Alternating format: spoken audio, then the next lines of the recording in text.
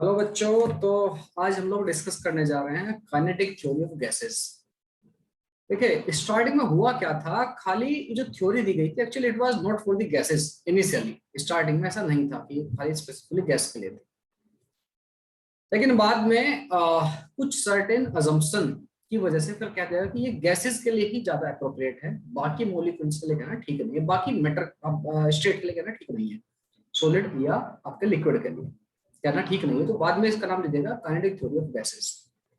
यहाँ जो kinetic theory of gases पढ़ते हैं आप, kinetic theory of gases related आपके जो टॉपिक हैं आप केमिस्ट्री के भी पढ़ते हैं, लेकिन अगर केमिस्ट्री की बात करें हम तो वहां पर प्यारा बच्चा आपको देखने को मिलेगा हम मोस्टली रियल गैसेस के बारे में बात कर रहे होते हैं, रियल गैसेस के बारे में बात कर रहे होते हैं।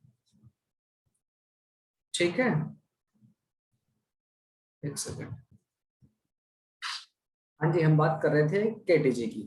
तो काइनेटिक थ्योरी ऑफ गैसेस समझिए इस बात को, केमिस्ट्री में और फिजिक्स में थोड़ा सा डिफरेंस आ जाता है, और वो थोड़ा सा डिफरेंस ये है, केमिस्ट्री में आप लोग डील करते हो रियल गैसेस को, रियल गैसेस को। यहाँ पर फिजिक्स वाले हिस्से हम डील कर रहे होते हैं आइडियल गैसेस को। ठीक है, वहां पर वंडर वॉल्स इक्वेशन होती है जो कि मोलिकुलर फोर्सेस के बारे में बताती है। वंडर वॉल्स इक्वेशन कहिए, वंडर वॉल्स फोर्स कहिए। ठीक, यहाँ पर वो चीजें हम नहीं पढ़ने वाले, हम ट्रीट करेंगे कि आपके जो गैस है वो एक आइडियल है। ठीक है, हम आइडियल गैस की तरह बिहेव करेंगे, और on the basis of this कि हमारी गैसेस कैसी हैं, आइडियल हैं, तो हम सर्टेन अजम्पशन या कहिए पोस्टुलेट्स, पोस्टुलेट्स मतलब अजम्पशन ही, वो हम पहले से बना के चलेंगे कि ये हमारे अजम्पशन है जब हम गैसेस को ट्रीट कर रहे हैं एज आइडियल। क्या वो अजम्पशन है, क्या चीजें हमें लेके चलनी, आइए देखते हैं। बालक, केटीजी के ये कुछ पोस्टुलेट्स हैं आपके स्क्रीन के ऊपर लिखे हुए हैं, है ना। वन बाय वन समझते हैं क्या कह रहा है। The molecules in a gas are small and very far apart, most of the volume which has gas occupies the empty space. समझ इस बात को क्या कहना चाह रहा है। सपोज करो इस रूम के अंदर एयर है, जिस रूम में मैं बैठा हूँ, जिस रूम में आप लोग पढ़ रहे हैं, जिस रूम में आप लेक्चर देख रहे हैं, वहां पर आपकी गैस है, एयर अवेलेबल है विच इज गैस अनडाउटेडली। ठीक, ओके सर। तो बालक, उनके जो गैस के जो एक्चुअल में वॉल्यूम है ना, अगर पूरे रूम की गैस को कंप्रेस कर दिया जाए, कंप्रेस करके, तो वो इतनी सी हो जाएगी, इतनी सी पॉइंट बराबर। समझ में आ रही है। आप परफ्यूम का एक हल्का सा स्प्रे कीजिए रूम के अंदर और पूरे रूम में स्प्रेड हो जाती है उसकी स्मेल। ठीक है, रीजन क्या है, क्योंकि गैस है, तुरंत वो गैस की फॉर्म में फैल जाता है।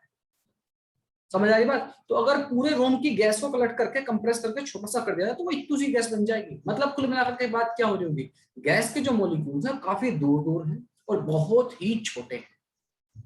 तो आप कह सकते हो रूम ऑलमोस्ट एम्प्टी है, गैस निकालने के बाद भी, गैस को कंप्रेस करने के बाद भी वही सिचुएशन थी।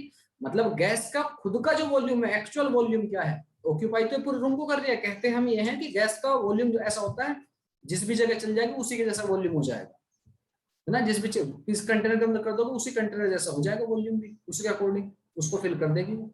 तो बालक, अगर उसका एक्चुअल वॉल्यूम देखें, उसके हम एटम्स को देखें, उसके इलेक्ट्रॉन्स को देखें, तो वो एक्चुअली पूरे रूम के कंपैरिजन में ऑलमोस्ट नेग्लिजिबल है ही नहीं।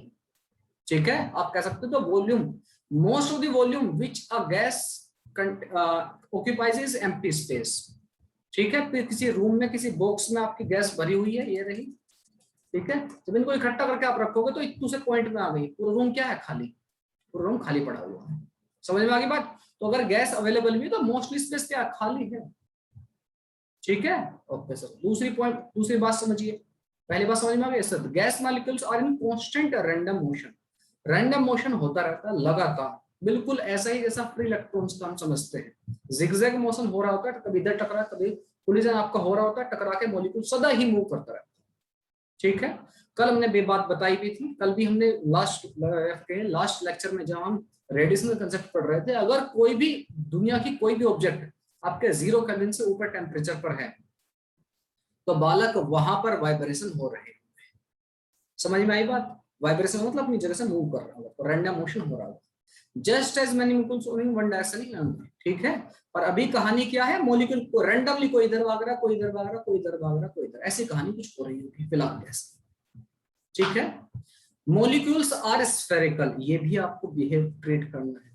ठीक है, सच्चाई ये है जो मॉलिक्यूल्स होते हैं एग्जैक्टली स्फेरिकल नहीं होते, ऐसा मान के चलते हैं। एटम्स भी एग्जैक्टली 100% स्फेरिकल नहीं होता है, बट हम यहाँ पर मान के चलेंगे आपके मॉलिक्यूल्स एटम्स जो है बिल्कुल स्फेरिकल है।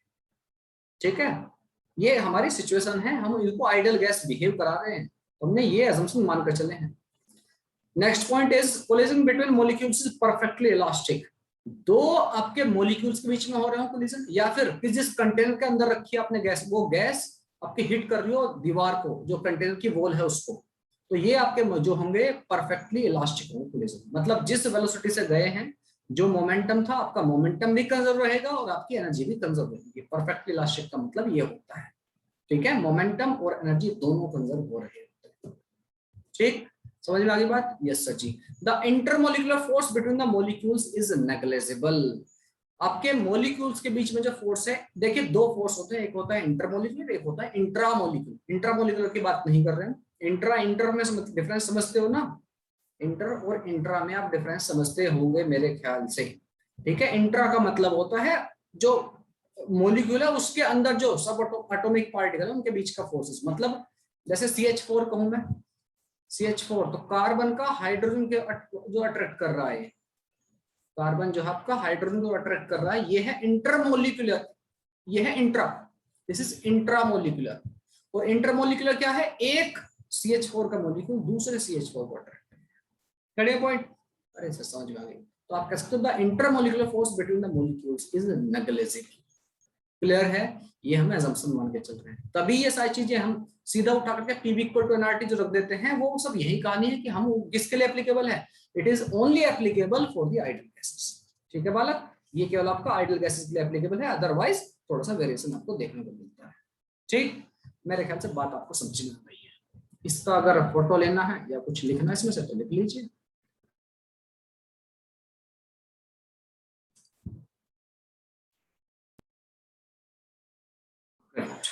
चलिए बढ़ते हैं आगे, बढ़ते हैं वन बाई वन लॉज के ऊपर, सीधा लॉज से। हाँ सुनिए बात, इन गैसेस को स्टडी किया अलग अलग साइंटिस्ट ने, उनमें से कुछ के नाम मैं आपको बता देता हूँ। एक थे हमारे बॉयल्स, BOYLE, बॉयल्स लॉ। ठीक है, ये क्या कहते हैं, बच्चों को इसमें भी कंफ्यूजन रहता है कि यार बॉयल्स लॉ कहता क्या है। बॉयल्स लॉ ये कहता है कि अगर आपका कांस्टेंट टेम्परेचर है, एट कांस्टेंट टेम्परेचर आपका जो प्रेशर है वो इनवर्सली प्रोपोर्शनल होगा इसके वॉल्यूम की। मतलब क्या है सर, ये एक्चुअल में बॉयल्स लॉ, आपका चार्ल्स लॉ, गेल-लुसाक्स लॉ, एक्चुअल में अगर आप इनको ना यहाँ पर अभी फिलहाल जितना हमारे पास टाइम बचा हुआ है, अब इनके बहुत ज्यादा डेप्थ में जाने की जरूरत हमें है नहीं, आपको ध्यान रही आइडियल गैस से ही आ रहे हैं। ठीक है, उन्होंने कहा eight constant temperature, constant temperature, अगर आपका टेम्परेचर कांस्टेंट है तो प्यारा बच्चा जो आपका प्रेशर है वो इनवर्सली प्रोपोर्शनल है वॉल्यूम, या कह सकते हो आप pressure into volume equal to constant. ठीक है, ये कहता है हमारा बॉयल्स। ठीक है सर, हाँ ठीक है सर। दूसरा आपका चार्ल्स लॉ, चार्ल्स लॉ क्या कहता है, ये कहता है अगर आपकी कोई ideal gas at constant pressure temperature, जो लिखा है ना आइडियल गैसेस के बारे में बात कर रहा हूं मैं, हम टॉकिंग, मैंने आइडियल गैस के बारे में बता दिया, right now we are talking about only and only ideal gases. ठीक है, चार्ल्स लॉ कहता है एट कांस्टेंट प्रेशर, इनको याद कैसे अगर ध्यान में नहीं रहते कौन सा क्या था, उसके लिए मैं आपको फंडा बता दूं, बेफिक्र रहिए। एट कांस्टेंट प्रेशर, अगर P आपका कांस्टेंट है तो प्यारा बच्चा वहां पर वॉल्यूम डायरेक्टली प्रोपोर्शनल होता है टेम्परेचर। यहाँ पर P आपका प्रेशर है, V इज वॉल्यूम, T आपका टेम्परेचर। ठीक है, दोनों के लिए यही काम है, तो आपका वॉल्यूम डायरेक्टली प्रोपोर्शनल हो जाता है टेम्परेचर। तो थोड़ा सा फील लेने के लिए समझिए, कांस्टेंट टेम्परेचर, टेम्परेचर आप नहीं चाहते कि टेम्परेचर आप बढ़े, तो बालक आपका प्रेशर जो है अगर आप वॉल्यूम बढ़ाओगे तो प्रेशर घटेगा। समझिए इस चीज को, मैं थोड़ा सा रियलिस्टिक वे में आपको बता देता हूँ, समझिए। देखो बालक, सपोज करो एक घर पर जिसमें खाना बनता है, इसको थोड़ी देर के लिए कुकर समझ लीजिए, कुकर, कुकर जा रहा है वो वाला कुकर नहीं, कुकर खाना बना पकाने वाला कुकर। ठीक है, इसका हैंडल भी लगा दिया हमने। ठीक, ओके सर जी। तो प्यारा बच्चा, इस हमारा जो कह रहा है कांस्टेंट टेम्परेचर पर, at constant temperature pressure is directly proportional to, inversely proportional to volume. ठीक है, अच्छा आपने कुछ खाना पकने के लिए रख दिया इसमें, ठीक है, सपोज करो आपको चावल बनाने, लेट इट बी, चावल आपको बॉईल करने हैं, तो इसका ढक्कन आपने खोल दिया है, ढक्कन बंद नहीं किया, ढक्कन खोल के चावल पकने के लिए रख दिया। अब पता है चावल पकने में काफी टाइम लगता है, अगर आप ढक्कन खोल के रखें तो, और ढक्कन बंद कर दे इसका ऊपर का तो बहुत जल्दी बन जाते हैं, ये सुनो, यस सर। अब इसका ढक्कन आपने खोल दिया, आपने इसको हीट करना शुरू किया नीचे से, जैसे ही आपने हीट करना शुरू किया तो क्या होगा भाई, पानी भी हो सकता है, इट में बी वाटर, इट में बी आपका चावल, what ever be the quantity, it में बी मिल्क। तो क्या होगा, एक सर्टेन टेम्परेचर पे जाने के बाद बॉडी हीट को एमिट करेगी, या फिर कहिए वो बॉईल होके आपका फॉर्म ऑफ भाप, स्टीम की फॉर्म में उसको रिमूव कर रहा होगा। तो क्या होगा, अगर उस स्टेज पर आकर एक टेम्परेचर कांस्टेंट होगा, किस स्टेज पर, जब जितना हीट आप इसको दे रहे हो उतनी हीट ये बाहर छोड़ रही है। बात समझ रहे हो भाई, जितनी आपने हीट दी नीचे से फ्लेम दी उतनी हीट ये बाहर छोड़ रही है। अब ये मत कहना सर ऐसे तो चावल पकेगा नहीं, क्यों नहीं पकेगा, पकेगा बालक, हीट जो है उसका टेम्परेचर अच्छा खासा राइज हो चुका है। सपोज करो 100 डिग्री सेल्सियस पर आकर के इसकी सिचुएशन ऐसी होगी, जितनी हीट ले रहा है उतनी हीट बाहर छोड़ रहा है, चावल तो बॉईल हो रहे हैं 100 डिग्री सेल्सियस तो अचीव कर चुका है, ठीक है, ओके सर। अब समझिए, अब ये इसका टेम्परेचर कितना है 100, ठीक, आप इसको हीट दे रहे हो, हीट दे रहे हो टेम्परेचर बढ़ाने के लिए, ठीक है, मतलब लेकिन टेम्परेचर नहीं बढ़ रहा, टेम्परेचर इज नॉट चेंजिंग, क्यों, जितनी वो हीट ले रहा है वो उसको ऐसे बाहर कर। और आपको पता है चीजें बॉइल या बॉइलिंग पॉइंट क्या होता है, बॉइलिंग पॉइंट वो पॉइंट है जब किसी सरफेस का प्रेशर जो है एटमॉस्फेरिक प्रेशर के बराबर हो जाए, तभी तो आपकी स्टीम जो होती है एटमॉस्फेयर में मिलने लगती है। पानी जो होता है 100 डिग्री पर बॉइल होने लगता है, इसका मतलब क्या है, ये वो प्रेशर, वो टेम्परेचर है जिस पर आपकी सरफेस का, पानी की सरफेस का आपका जो प्रेशर है is equal to the atmosphere pressure. जब तक एटमॉस्फेयर प्रेशर से कम है तो मतलब आपका पानी का प्रेशर जो है तो यही रुका रहेगा, जैसे ही एटमॉस्फेयर के प्रेशर के बराबर होगा एटमॉस्फेयर मिल जाएगा, पॉइंट, ओके सर जी। तो बालक अभी हम क्या कर रहे हैं, हम उसको हीट तो अभी प्रोवाइड कर रहे हैं, टेम्परेचर कांस्टेंट हो चुका है। अब देख रहे हो कि इसमें से जो भी इसका सब्सटेंस है लिक्विड से गैस बनकर फैल रहा है, लिक्विड से आपका गैस बन करके फैल रहा है, ठीक है, ये सर। अगर मैं इसका ढक्कन लगा चुका होता तो क्या होती कहानी, अब इसका आप वॉल्यूम नहीं बढ़ने दे रहे हैं, you are not allowing its volume to increase, लेकिन आप हीट दिए जा रहे हैं। पॉइंट सर, दोनों चीजों को समझ लीजिए, पहली कहानी और दूसरी कहानी दोनों को समझ लीजिए। पहले में कह रहा है प्रेशर डायरेक्टली प्रोपोर्शनल है आपका, सॉरी 1/v के, pressure directly proportional to 1/v, कहिए इनवर्सली प्रोपोर्शनल। आपने कुकर लिया, यस सर, आपने इसको हीट दी नीचे से, कुकर लिया कोई भी बर्तन लिया, हीट दिया, ठीक है सर, यस सर। इसके जो मॉलिक्यूल्स हैं, इसके मॉलिक्यूल्स क्या हुए, आपके टकराने शुरू हुए सरफेस से, गैस है या फिर लिक्विड है, कुछ भी मैं तो खाने का मैंने एग्जांपल दे दिया, अगर आपने गैस फिल किया, जो भी चीज आपका लिक्विड टकरा, इसके टकराएंगे गैस से, जब एनर्जी मिलेगी तो एनर्जी मिलेगी तो टकराएंगे गैसेस से, दूसरे इसकी सरफेस से, आपकी जो कुकर की जो दीवार है उससे टकराएंगे, इससे क्या होगा, प्रेशर बढ़ेगा, फोर्स अपॉन एरिया प्रेशर होता है सर, प्रेशर बढ़ेगा। अगर आपने इसका वॉल्यूम को एक्सपेंड नहीं होने दिया, वॉल्यूम अगर आपने कांस्टेंट रखा, समझ रहे हो, तो क्या होगा आपका, क्या कहानी हो रही होगी, अगर आपने ढक्कन लगा दिया उसका और आप हीट दिए जा रहे हैं, हीट दिया तो टेम्परेचर इंक्रीज होगा, ठीक है, लेकिन आपको आपकी क्या कहानी है सर, टेम्परेचर को रोक कर रखना, टेम्परेचर नहीं बढ़ने देना। तो अब क्या होगा बेटा, आप हीट दे रहे हो, टेम्परेचर को एनर्जी दे रहे हो, एक तरह से हीट प्रोवाइड कर रहे हो तो टेम्परेचर को एनर्जी दे रहे हो। अब क्या होगी कहानी, ये चाहेगा कि भाई इसका प्रेशर भी बढ़ रहा है, प्रेशर बढ़ रहा है तो क्या होगा, प्रेशर, अगर इसका प्रेशर बढ़ रहा है मॉलिक्यूल्स का, लेकिन हमने ढक्कन खोल रखा है, ढक्कन खोल रखा है मतलब क्या, मॉलिक्यूल्स को अलाउ कर रहे हैं, जाइए फैल जाएंगे, जाइए और फैल जाइए। तो जैसा यहाँ कहानी थी उसकी, मॉलिक्यूल्स का कहेंगे अच्छा हमारे पास जगह है, जगह फैल जाइए, तो उनके पास एनर्जी आ गया, फैल जाएंगे, मॉलिक्यूल क्या होंगे आपके, फैल जाएंगे। यहाँ पर छोटी सी जगह में जब वॉल्यूम छोटा सा तो प्रेशर ज्यादा था, बाहर गए, यहाँ से निकल के आपकी जो पानी, समझ लो पानी की ड्रॉपलेट है, बाहर गए तो क्या हो गया, दूर दूर फैल गए, प्रेशर घट गया, ठीक है, वॉल्यूम बढ़ गया। Point, I think you are getting my point. पानी को सोच लीजिए, पानी को आपने बॉईल किया, स्टीम बन गया, पहले क्या थी, प्रेशर आपका कम था, इसका वॉल्यूम क्या था, मतलब जब यहाँ इसके अंदर था आपने इसको हीट करना शुरू किया, एनर्जी बढ़ी, मॉलिक्यूल ऐसे वाइब्रेट करने शुरू हुए, टकराने शुरू हुए, इसकी सरफेस पर प्रेशर बढ़ने लगा, प्रेशर बढ़ने लगा इस सर। अब प्रेशर बढ़ा है तो वॉल्यूम क्या था, छोटा सा था, ठीक है, ओके सर। जैसे ये गैस बन करके बाहर भागे तो क्या होगा, वॉल्यूम बहुत बड़ा हो गया, बड़े होंगे तो प्रेशर क्या होगा, घट जाएगा, इसके अंदर प्रेशर ज्यादा था, इसके बाहर प्रेशर कम हो जाएगा। समझ में आ रही है बात, मेरे ख्याल से बात आपको समझ में आए। कुकर की जो सीटी होती है वही तो काम करती है, प्रेशर बिल्ट होता जाता है, प्रेशर जब एक सर्टेन लिमिट को पार कर लेता है जितनी हो उस हिसाब से डिजाइन करते हैं कि उसकी जो कुकर की सीटी है वो उठ जाए। ठीक है, प्रेशर एक सर्टेन लिमिट से जब बाहर निकलने लगता है तो क्या होता है, ऊपर की तरफ उठ जाता है, गैस बाहर निकलती है, प्रेशर कम हो जाता है।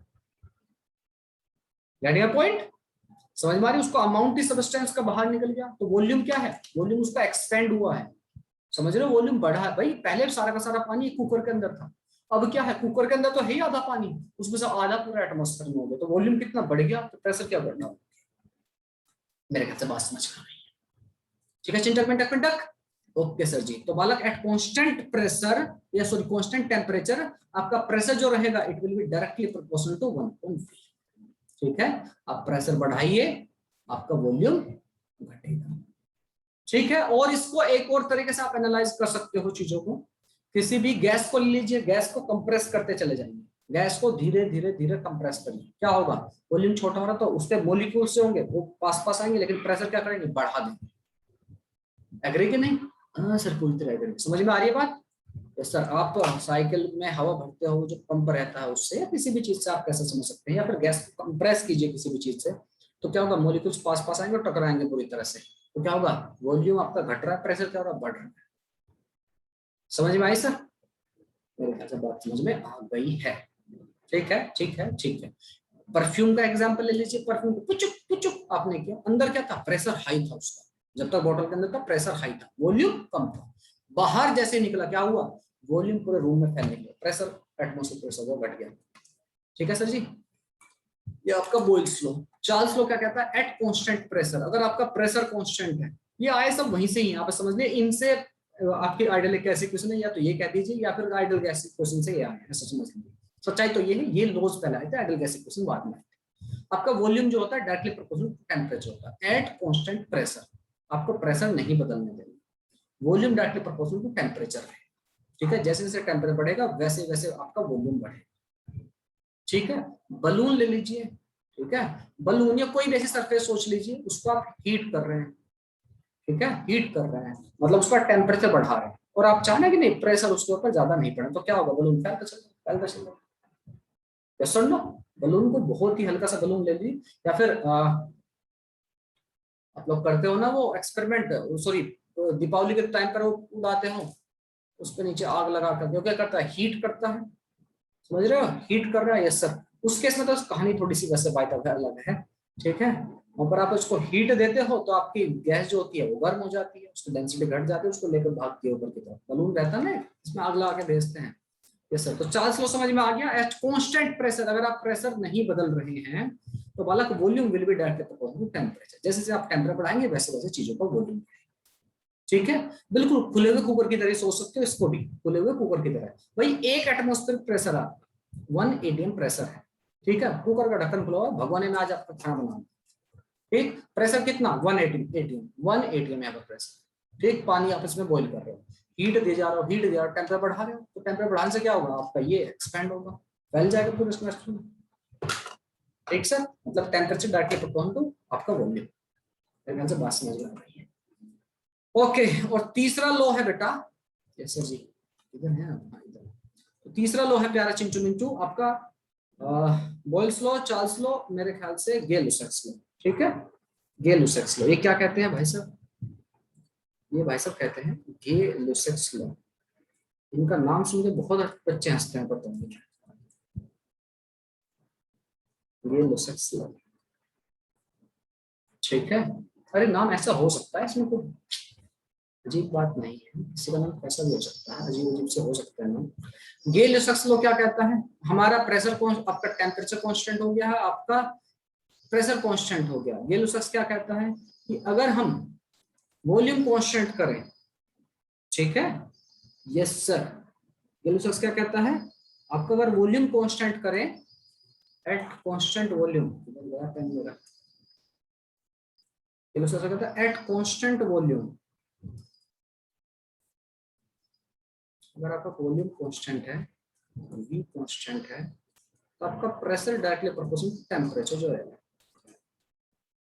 ठीक है, बिल्कुल ये भी कुकर वाली बात, कुकर में आपने खाना पकाने के लिए रख दिया है, कुकर का साइज तो नहीं बढ़ने वाला, ठीक है, कुकर का साइज जो भी आपका मटेरियल है, गैस हो, लिक्विड हो, व्हाटएवर, अब ये साइज नहीं बढ़ने देगा, और आप उसको हीट दे रहे हो, टेम्परेचर बढ़ा, तो क्या होता है, प्रेशर बढ़ने लगता है, जिसकी वजह से खाना जल्दी बन जाता है हमारा। अगर कुकर की सीटी, इस बात को समझ लेना वाला, अगर कुकर की सीटी प्रॉपरली नहीं सही टाइम पे ओपन हो ना, तो कुकर हेलीकॉप्टर बन जाएगा आपका। क्यों? प्रेशर बिल्ट होता जा रहा है, प्रेशर में बनता जा रहा है, प्रेशर बढ़ रहा है। एक स्टेज ऐसी आएगी जब आपका प्रेशर इसका कहां पर पहुंच जाएगा, जो एटमॉस्फेयर का प्रेशर है उसके कंपैरिजन पहुंच जाएगा, उससे ऊपर पहुंच जाएगा, तो अब क्या होगा, उसका प्रेशर तो बहुत कम हो चुका है, मतलब एटमॉस्फेयर प्रेशर के आसपास आ चुका है, तो क्या करेगा, तो उड़ेगा, एटमॉस्फेयर में मिलेगा। समझ रहे हो? हाँ जी, ऐसा हो जाता है। अगर सीटी आपकी ब्लॉक हो गई किसी से, दुर्घटना भी हो सकती है। ठीक है, करना नहीं, इस एक्सपेरिमेंट को कभी करने बैठ जाओ, सीटी को ब्लॉक करके कुकर उड़ाना, आज ऐसा नहीं करना प्लीज। ठीक है, ऐसा कभी कभी हादसे हो जाते हैं। ठीक, तो प्यारा बच्चा, इसमें इस केस में क्या हो रहा है, आप हीट टेम्परेचर हीट दे रहे हो, हीट से क्या बढ़ रहा है, टेम्परेचर, वॉल्यूम बढ़ने की कहीं जगह नहीं बची, क्योंकि सीटी कुकर की जो सीटी है ब्लॉक हो चुकी है।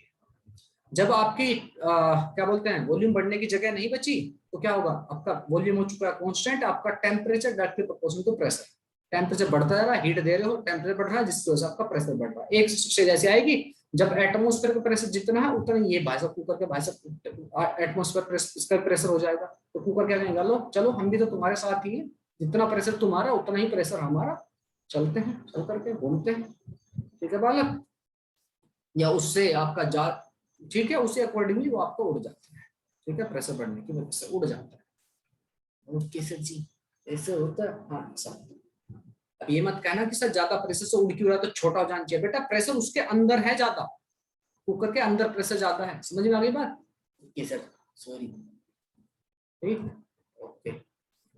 और आपने ये प्रेशर की कहानी वहां पर पढ़ी होगी आपने, प्रॉपर्टीज ऑफ लिक्विड फ्लूइड की प्रॉपर्टीज जब पढ़ी थी आपने। चलिए, नेक्स्ट लॉ कहता है हमारा एवोगैड्रो बाबा का law, Avogadro's law.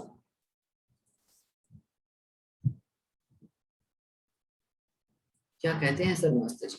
Master ji कहते हैं बालक, at under the same condition of temperature and pressure equal volume of different gas contain equal number of moles. मतलब सर देखिए, अगर आपका टेम्परेचर और प्रेशर सेम है दो जगह पर, ठीक है, आप चाहे गैस कोई सी भी ले लो, गैस कोई सी भी ले लो, एक बॉक्स में सपोज करो मैंने हाइड्रोजन ले ली, ठीक, दूसरा बॉक्स इमेजिन कर लो, इसकी जीरोक्स कॉपी इधर रखी हुई है, ठीक है, सेम टेम्परेचर सेम प्रेशर है, ठीक है, तो जितनी गैस के मॉलिक्यूल इसके अंदर आ रहे होंगे उतने ही गैस के मॉलिक्यूल इस डब्बे के अंदर भी आ रहे होंगे। अगर इसके अंदर 10 मॉलिक्यूल आ रहे हैं या एक मॉलिक्यूल आ रहा है, एक मोल आ रहा है, number of moles will same, तो उसके मॉलिक्यूल्स भी कह सकते हैं इसमें भी उतने ही रहेंगे। इसमें 2 है या 5 है तो इसमें 5 या 2 ही रहेंगे। समझ में आ गई बात? चाहे गैस कोई सी भी लो आप, हाइड्रोजन, हीलियम, लिथियम, व्हाटएवर भी दी गैस।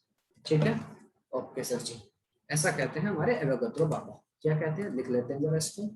कह रहे हैं under the same condition of temperature and pressure,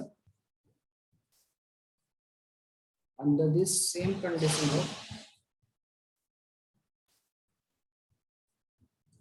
temperature and pressure, equal volume of different gases, equal volume of different gases contains an equal number of moles, contains equal number of moles, same number of moles। ठीक है, equal number of मोल का ये है, molecule ये आपके मर्जी। ठीक है चिंता मिनटा, ओके सर। हाँ, तो टी एंड पी अगर सेम है तो वैसी कहानी। ठीक है, टी एंड पी अगर सेम है, आप कह सकते हो, ऐसे बोल सकते हो आप, ऐसा बोले सर, अगर आपका temperature and pressure are same, अगर ये सेम है, चेंज नहीं किया आपने, टेम्परेचर इक्वल टू प्रेशर नहीं बोल रहा हूँ, ठीक है, ये चेंज नहीं किए हैं, तो बालक कोई एक गैस के जितने नंबर ऑफ मोल्स होंगे उसका जो मतलब पूरा डिपेंडेंसी किस पर जाएगी, वॉल्यूम पर, volume directly proportional to number of moles. समझ में आई बात? मेरे ख्याल से बात आपको समझ में आ गई। ठीक है जी, यस सर जी। और ये डेटा भी आपको पता होना चाहिए। कौन सा डेटा सर? आपने कभी वो देखा है, पानी का कैन होता है लगभग 20-22 लीटर का, हाँ देखा है सर, तो 20-22 लीटर का होता है ना, हाँ, तो आपको आइडिया हो जाएगा लीटर की क्या कैपेसिटी होती है। तो बालक एक मोल जो होता है गैस का, ठीक है, एट एसटीपी। अच्छा हाँ, एसटीपी से याद है मुझे, फटाफट से बताइए एसटीपी पर आपका कितना टेम्परेचर होता है, एसटीपी पर टेम्परेचर प्रेशर ये बताइए मुझको फटाफट। सुनिए बेटा, स्टैंडर्ड टेम्परेचर और आपका प्रेशर होता है बेटा, एसटीपी टेम्परेचर होता है बेटा 0 डिग्री सेल्सियस यानी 273 कैलोरी, और प्रेशर होता है 1 atm, 1 एटमोस्फेयर प्रेशर। प्रेशर की कई सारी यूनिट्स हैं, आपको पता होना चाहिए इनके बारे में, ठीक है। आपकी जनरली अगर प्रेशर के मैं फॉर्मूले के हिसाब से ऐसा यूनिट के हिसाब से जाऊं, फोर्स अपॉन एरिया होता है, फोर्स होता है आपका न्यूटन और एरिया आपका मीटर स्क्वायर। तो न्यूटन पर मीटर स्क्वायर एटीएम नहीं होता, इसी को समझ लीजिए बड़े अच्छे से। न्यूटन पर मीटर स्क्वायर बोलते हैं उसको, पास्कल बोल देते हैं, which is almost equal to 1.01 into 10 की पावर 5, या सिंपली लोग इसको 10 की पावर 5 भी बोल देते हैं। समझ में आई बात? ओके सर, ठीक है, क्या चीज नहीं सर मुझे को, ठीक है, ठीक है चिंटू मिंटू, ओके। तो एसटीपी पर, स्टैंडर्ड टेम्परेचर प्रेशर पर, the volume of 1 mole of gas जो होता है बेटा 22.4 लीटर होता है, लगभग इतना आपका वॉल्यूम हो रहा होता है 22.4। समझ में आई बात? Okay sir ji.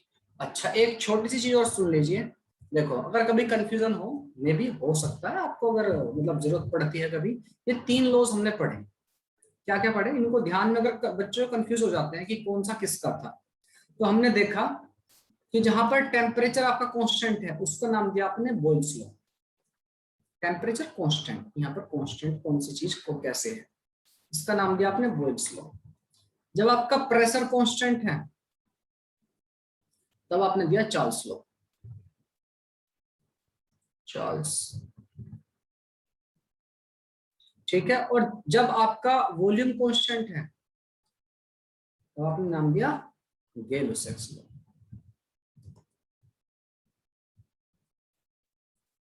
तो अगर आपको कभी कंफ्यूजन ना हो, यस सर, तो आप ऐसे याद रख सकते हैं।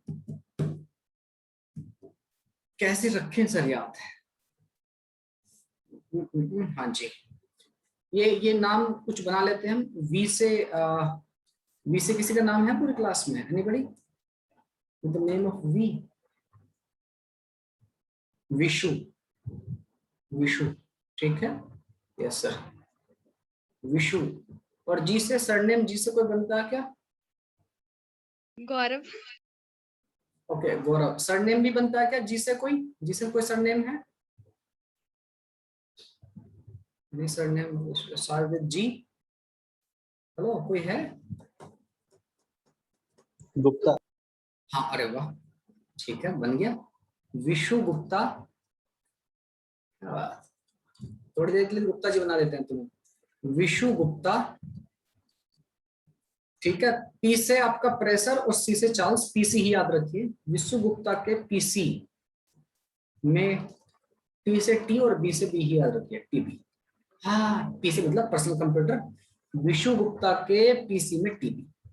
वाह, क्या बात है, याद रखने के लिए रख सकते हैं यार, ठीक है। उनके पीसी में बीमार हो गया, टीबी हो गया, ट्यूबरक्लोसिस हो गया। वाह सर वाह, कंप्यूटर को भी ये होता है, मान लो, ठीक है। ओके सर, ऐसे आप याद रख सकते हो, विशु गुप्ता के पीसी में टीबी, आपको कंफ्यूजन नहीं होगा। V4 आपका वॉल्यूम कांस्टेंट रहेगा, किसके लिए? गुप्ता जी, मतलब गै-लुसैक्स लॉ के लिए, ठीक है। P4 आपका प्रेशर किसके साथ कांस्टेंट रहेगा? चार्ल्स लॉ में। T4 आपका टेम्परेचर कहां पर कांस्टेंट रहेगा? बॉयल्स लॉ में, ठीक। वाह, ये भी ठीक है सर, याद रखने के लिए, ध्यान में रखने के लिए, कभी आपके काम आ सकती है, माइट भी। चलिए बेटा आगे बढ़ते हैं। अब ये जो तीनों लॉ हमने पढ़े हैं, पहला लॉ हमारा क्या कह रहा था? गुप्ता जी कह रहे थे, हाँ विशु गुप्ता जी कह रहे थे कि जी हमारा जो वॉल्यूम है वो कांस्टेंट रखिए वगैरह वगैरह। इन तीनों लॉ से हमें पता लग रहा है, इन तीनों लॉ को ही मिक्स करके हमारा आता है सीधा P equal to nRT, which is ideal gas equation, which is ideal gas equation, ठीक है। मैं लिख देता हूँ इसको, यहाँ से हमें मिलती है आइडियल गैस इक्वेशन, जो कि आप लोग बड़ी ही फेमस बचपन से पढ़ते हुए आ रहे हैं, P इक्वल टू nRT। जहां देखो मुंह उठा करके लिख देते हैं, यहाँ पर P आपका प्रेशर है, आइडियल गैस इक्वेशन कहाँ लिखेंगे सर? इक्वेशन लिखते हैं, equation B, ideal gas equation. ठीक, प्रेशर पी आपका प्रेशर है, वी वॉल्यूम है, ठीक है, आर आपका गैस कांस्टेंट होता है, गैस का कांस्टेंट होता है, और टी आपका absolute temperature. Please remember this thing, absolute temperature मतलब temperature in kelvin, in kelvin, ठीक है, या मैं सिंपली बस टेम्परेचर केल्विन ले लेता हूं, ठीक है। ओके सर जी, तो यहाँ से हमें मिलता है पीवी इक्वल टू एनआरटी। बात समझ में आ रही है? सर जानते थे हम इसको, तो बहुत बढ़िया, बहुत ही बढ़िया, शानदार। ये जो आपकी 22.4 वैल्यू आई है, आप चाहो तो यहाँ से इसको वेरीफाई भी कर सकते हो, पीवी इक्वल टू एनआरटी से you can verify this equation. सही में सर? हाँ जी, बिल्कुल कर सकते हो। पीवी इक्वल टू एनआरटी से वी कैन वेरीफाई कि हमारा जो वॉल्यूम होगा 22.4 लीटर ही होता अप्रोक्सीमेट। प्रेशर कितना? अगर मैं एसटीपी पर बात कर रहा हूँ, एसटीपी का मतलब है, आप कहेंगे सर प्रेशर रहेगा आपका कितना, 1 एटीएम, 1 एटीएम, बिल्कुल सही बात है सर। तो 1 एटीएम को 1.01 इंटू 10 की पावर 5 लिख लूं, लिख लीजिए sir ji. Number of moles, मुझे एक ही मोल का तो कैलकुलेट करना है, वॉल्यूम को ऐसे छोड़ देता हूँ, equal to, sir ji, equal to आपका नंबर ऑफ मोल्स, आपका एक ही मोल, गैस कांस्टेंट कितना होता है, आप कहेंगे सर 8.34, इसी का आसपास होगा 8.314 या ठीक है 8.3 लेते हैं, into temperature 273 is the temperature. समझ में आ रही है? अभी जो आपका आंसर निकलेगा वो भी आपका लीटर में नहीं आएगा आंसर, तो सर वो आपका आंसर आएगा मीटर क्यूब में, ठीक है, मीटर क्यूब में आंसर आएगा। क्यों सर? अरे प्यारा बच्चा इसको देख तू, ये क्या है, न्यूटन पर मीटर स्क्वायर है, समझ में? ठीक है ठीक है, समझ गए। तो आपको लीटर में कन्वर्ट करने के लिए 1000 से मल्टीप्लाई कर, कुट्टू 10 की पावर 3 है, तो ये कट्टा पुट्टा करेंगे इसके साथ, 10 की पावर 2 बचेगा ऐसे, ठीक है, लगभग मैं अप्रोक्सीमेटली आपको वैल्यू आंसर आएगा। तो प्यारे बच्चा 10 की पावर 2 मतलब 0.083 इंटू 273, यही बचेगा, और तो कुछ नहीं बता, 10 की पावर 3 मर चुका है।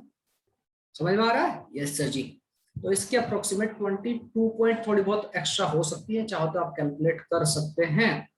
मैं अगर 8 ही ले लेता हूँ इसकी वैल्यू, तो ये 10 की पावर 2 इधर आके 0.08 हुआ है, ठीक, तो 8 या 24, 8 सत्ते 56 और 2 58, 8 दूनी 16 और 5 21, 21.84 आ रहा है, मैंने अप्रोक्सीमेशन में लिया ऑब्वियसली, ठीक है।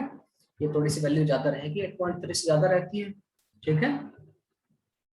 आपका 273 लिया, ये भी 273.15 होता है, तो लगभग आपका 22.4 आपका लीटर वैल्यू आती है। कोई भी मोल ले लो, उठा लीजिए किसी भी गैस का मोल, ठीक है, गैस के स्ट्रक्चर का कोई लेन देना नहीं। वॉल्यूम एट एसटीपी कितना, एस्टिमेटेड टेंपरेचर प्रेशर पर आप कहेंगे सर 22.4 लीटर आपका ऑक्यूपाई कर रहा है, ठीक है। चिंटक मिंटक पिंटक, हाँ ठीक है सर जी, अब तो बैठते रहिए। अब जरा यहाँ पर जो टर्म्स हैं, एन नंबर ऑफ आपके मोल्स, वो कैसे कैलकुलेट होते हैं आपको बाय द वे आते हैं बहुत अच्छे से, एन नंबर ऑफ मोल्स, मैं तो यही मान के चल रहा हूँ, बट फिर भी मेरा बताना इसको मेरा फर्ज है, and I will do my duty. कैसे आप कैलकुलेट कर सकते हैं? जो भी आपका मास है, गिवन मास, ये लिखा रहता है ना एनसीईआरटी में, given mass upon molar mass. Molar mass का मतलब यही है कि एक मोल का मास कितना, ठीक है। यस सर जी, तो यहां से आप कैलकुलेट कर सकते हैं, ठीक है, गिवन मास या टोटल मास की जो भी आप कह रहे हैं इसको डिवाइड बाय आपका उसका मोलर मास, ठीक। ओके, और क्या तरीका है सर कैलकुलेट करने का? सपोज करो आपके पास बहुत सारे नंबर ऑफ मॉलिक्यूल्स हैं, देखिए इस चीज को आपको समझ लेना चाहिए और आपको पता होना चाहिए मोल का कंसेप्ट कहाँ से आया और क्यों है। 11th क्लास से पढ़ना शुरू करते हैं हम, ठीक है, और 10th में भी पढ़ने लगते हैं थोड़ा थोड़ा, 9th 10th में थोड़ा थोड़ा इंट्रोडक्शन हो जाता है। मोल का कंसेप्ट इसलिए आया, बालक है जो छोटे छोटे चिंटू चिंटू मॉलिक्यूल्स है, जो बहुत सारे मॉलिक्यूल्स, एक छोटी सी पानी के हिस्से में बहुत सारे molecules H2 H2 H2 H2 जो मिलकर ये बॉन्ड और ये सब बना रहे हैं, एक हाइड्रोजन और दो हाइड्रोजन और एक ऑक्सीजन जो है, ठीक है, बहुत सारे करोड़ों, बहुत सारे हैं एक बूंद में, ठीक है, एक बूंद में भी इतने सारे हैं सर। हाँ जी, तो बालक अब हमने देखा यार, हम मोलिक्यूल की बार बार मल्टीप्लाई करें कि इसमें इतने मोलिक्यूल, उसके मल्टीप्लाई करने डिफिकल्टी थी, 10 की पावर 20, 10 की पावर 23, इतने बड़े बड़े नंबर तक जा रही है आपकी कैलकुलेशन। तो उसको बार बार लिखना बड़ी परेशानी है। तो अवोगाद्रो साहब ने कहा कि यार इतना परेशानी क्यों कर रहे हो, जैसे आपने लोग को छोटा कर लिया ना, लोग फंक्शन लेके आए ना, इसी तरह आप इसको बोल दीजिए बहुत सारे छोटे छोटे मॉलिक्यूल्स को मिला करके आप कहिए ये है आपका एक मोल। चीजों को आसान बनाने की, चीजों को इजी करने के लिए कितने छोटे छोटे मॉलिक्यूल को बना करके मोल बनाया सर, आप लोग जानते हैं कितनों को मिलकर बनाया। हाँ जी, एवोगाद्रो नंबर की वैल्यू क्या होती है, what is value of Avogadro number, कितना होता है एवोगाद्रो नंबर, हेलो कोई तो बोलो यार, हेलो पूरी क्लास में किसी को नहीं पता, हाँ एक बच्चे का मैसेज आया बिल्कुल 6.022 इंटू 10 की पावर 23, मतलब इतने सारे मॉलिक्यूल्स को हमने कह दिया कि इसको एक मान लीजिए, इसको एक मोल, एक ये है एक मोल, ठीक है।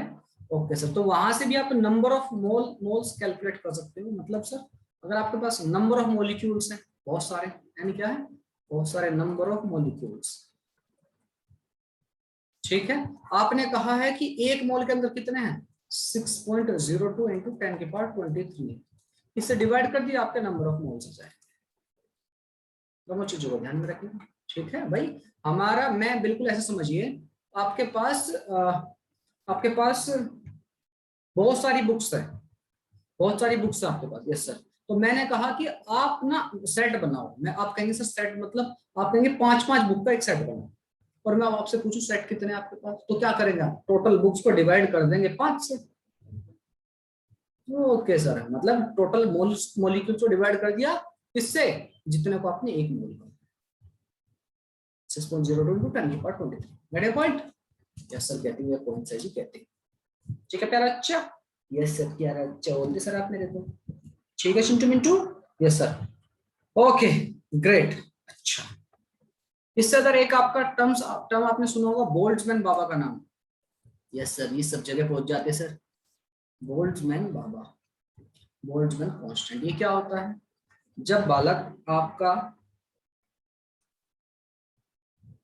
गैस कांस्टेंट आर को डिवाइड कर देगा आप आपका एवोगाद्रो नंबर से, तो बालक हमें मिलता है 8.314 या 8.3 बोल दीजिए, 6.022 इंटू 10 की पावर 23 से इसको डिवाइड करें तो लगभग हमें वैल्यू मिलती है 1.38 इंटू 10 की power -23 which is Avogadro number, sorry Boltzmann constant, sorry Avogadro number तो 6.022 इंटू 10 की पावर 23 है, ठीक है चिंटू मिंटू, यस सर, ठीक, यस सर, जब इसको डिवाइड करें तो बालक 1.38 इंटू 10 की पावर 20 माइनस का 23, ये आपका बोल्ट्जमैन कांस्टेंट, याद रखने है तो रख लो, नहीं रखना है तो आपकी मर्जी, आपकी मर्जी, ठीक है चिंटक मिंटक पिंटक, ओके सर जी समझ में आ गई है। चलिए आवाज आते हैं क्वेश्चन पे, जल्दी सर, ओके क्वेश्चन कह रहा है प्यारा बच्चा, क्वेश्चन कह रहा है air is filled in a container at 333 kelvin, कितने temperature, calculate the temperature up to which it should be heated so that 1/3 of the air may escape out। देखिए टेम्परेचर बढ़ा रहे हैं, ठीक है यस सर जी, इसने खुद कह दिया कि टेम्परेचर बढ़ा रहे हैं, उससे क्या हो रहा है हमारी कुछ ना कुछ आपकी गैस जो है बाहर निकल कर भाग गई, आप टेम्परेचर बढ़ा रहे हो, हाँ जी सर टेम्परेचर हम बढ़ा रहे हैं तो उसकी वजह से क्या होगा आपका वॉल्यूम बढ़ेगा, बिल्कुल सर वॉल्यूम बढ़ रहा होगा तो ऑब्वियसली आपका, और उसको फैलने के लिए आप जगह भी दे रहे हो, ठीक है उसको फैलने के लिए आप जगह भी दे रहे हो, तभी तो जैसे आपका पानी रहता है, पानी को आप बॉईल करने के लिए रखते हो, टेम्परेचर बढ़ा रहे हो, बढ़ता तो है टेम्परेचर, यस सर नो बिल्कुल सर, और एक उसके बाद क्या होता है प्रेशर जिससे 1 atm ही रहे तो क्या होता है आपका, अगर ढक्कन नहीं लगाया खुले बर्तन में किसी पानी गर्म कर रहे हो आप, तो क्या होगा प्यारे बच्चों, तो होगा ये सर कि आपका प्रेशर आपका सेम ही रहेगा, चाहे स्टीम के ऊपर चाहे इसके ऊपर, समझ आई बात, मतलब यहाँ पर कुल मिलाकर आपका प्रेशर सेम रहने वाला है, प्रेशर इज सेम, ठीक है, और प्रेशर सेम है इसका क्या मतलब है पीवी इक्वल टू एनआरटी से सोचो, प्रेशर सेम है तो वॉल्यूम डायरेक्टली प्रोपोर्शनल क्या होगा टेम्परेचर, एग्री, बिल्कुल सर, यानी V1 upon T1 equal to V2 upon T2 आप ऐसा बोल सकते हैं, ठीक है यस सर जी, तो आपका प्रेशर सेम है यानी V1 upon T1 will be equal to V2 upon T2, ठीक है, हमें T2 कैलकुलेट करना है, T1 हमारे पास है यस सर 330 केल्विन, केल्विन में कोई दिक्कत वाली बात नहीं है, V1 है हमारे पास यस सर इनिशियल वॉल्यूम मान लेते हैं हम आपका V1 था, इनिशियल वॉल्यूम आपका V1 था, फाइनल वॉल्यूम की क्या कहानी हो रही होगी? फाइनल वॉल्यूम की कहानी देखते हैं बेटा क्या हो रही होगी। आप कहेंगे सर इसका 1/3 हिस्सा बाहर निकल गया है। समझिए बात को क्या कह रहा है भाई। आपका एक बर्तन, एक कटोरा, उसमें पानी। सर कटोरा, कटोरा ऐसा होता है सर कटोरा, ठीक है यार, मग वगैरह जो भी पीकर वगैरह होना चाहिए, ठीक है सर। अब जब इसको हीट किया तो इसके मॉलिक्यूल्स हो गए दूर दूर, कितने दूर हो गया है कि इसका 1/3 हिस्सा बाहर निकल गया है, 1/3 हिस्सा इधर फैल गया है। कितना? 1/3। ठीक, जो बचा कुचा है इसका क्या मतलब है? इसका जो बचा कुचा 2/3 था उसने इसको ऑक्यूपाई कर लिया है। ठीक है, 2/3 सपोज करो यहाँ तक था, अब यही फैल कर गया, इसने पूरे को, तभी तो बाहर निकाल के फेंका होगा बचे कुचे को। यस और नो?